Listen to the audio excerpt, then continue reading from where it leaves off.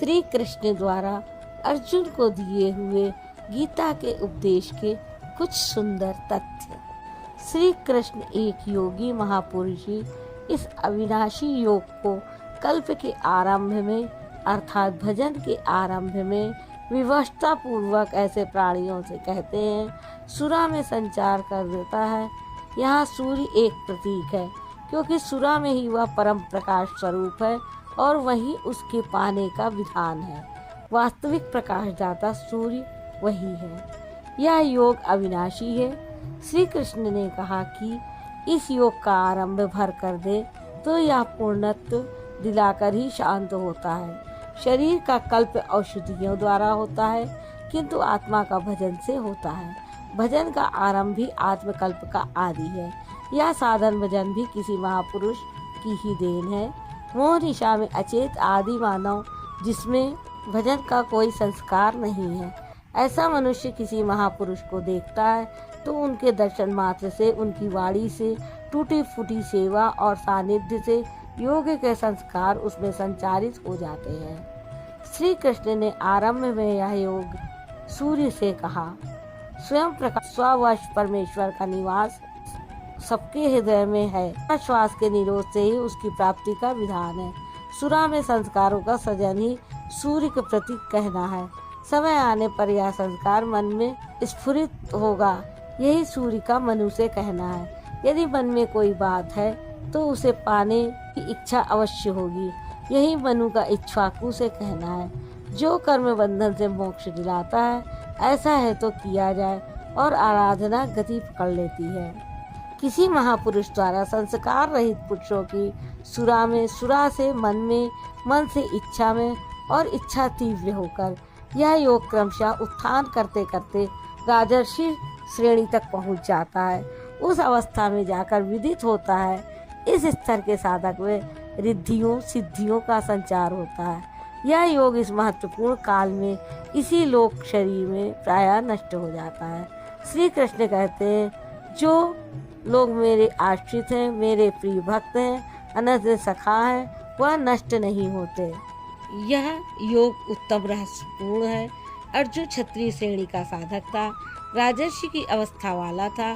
जहाँ रिद्धियों सिद्धियों के थपेड़े में साधक नष्ट हो जाता है, इस काल में भी योग कल्याण की मुद्रा में ही है, किंतु प्रायः साधक यहाँ पहुंचकर लड़खड़ा जाते हैं। ऐसा अविनाशी किंतु रहस्यमय योग श्री कृष्ण ने अर्जुन से कहा क्योंकि नष्ट होने की अवस्था में अर्जुन था। सद्गुरु परमात्मा आत्मा से अभिन्न होकर जब निर्देशन देने लगे तभी वास्तविक भजन आरंभ होता है। जब तक इष्ट देव रथी होकर आत्मा से अभिन्न होकर प्रेरक के रूप में खड़े नहीं हो जाते तब तक सही मात्रा में इस पथ में प्रवेश ही नहीं होता। वह साधक प्रत्याशी अवश्य है। श्री कृष्ण ने कहा कि हमारे बहुत से जन्म हो चुके हैं। हे अर्जुन, उन सबको तुम नहीं जानते किंतु मैं जानता हूँ। साधक नहीं जानता, स्वरूपस्थ महापुरुष जानते हैं। स्वरूप की प्राप्ति शरीर प्राप्ति से भिन्न है। मेरा जन्म इन आँखों से नहीं देखा जा सकता। मैं अजन्मा, अव्यक्त, शाश्वत होते हुए भी शरीर के आधार वाला हूँ। शरीर के रहते ही उस परम तत्व में प्रवेश पाया जाता है। लेश मात्र भी कमी है, जन्म लेना पड़ता है। अभी तक अर्जुन श्री कृष्ण को अपने समान देहधारी समझते हैं। श्री कृष्ण कहते हैं कि मैं विनाश रहित, पुनः जन्म रहित और समस्त प्राणियों के स्वर में संचारित होने पर भी अपनी प्रकृति को अधीन करके आत्म माया से प्रकट होता हूँ। एक माया तो अविद्या है जो प्रकृति में ही विश्वास दिलाती है, नीच एवं अधम योनियों का कारण बनती है। दूसरी माया है आत्म माया जो आत्मा में प्रवेश दिलाती है, स्वरूप के जन्म का कारण बनती है। इसी को योग माया भी कहते हैं जिससे हम विलग हैं। उस शाश्वत स्वरूप से यह जोड़ती है, मिलन कराती है। उस आत्मिक प्रक्रिया द्वारा मैं अपनी त्रिगुणमयी प्रकृति को अधीन करके ही प्रकट होता हूँ। योग साधना द्वारा, आत्म माया द्वारा अपनी ही त्रिगुणमयी प्रकृति को स्ववश करके मैं क्रमशः प्रकट होता हूँ। जब जब परम धर्म परमात्मा के लिए हृदय ग्लानि से भर जाता है, जब अधर्म की वृद्धि से भाव नाविक पार पाते नहीं देखता, तब मैं आत्मा को रचने लगता हूँ। ऐसी ही ग्लानि मनु को हुई थी।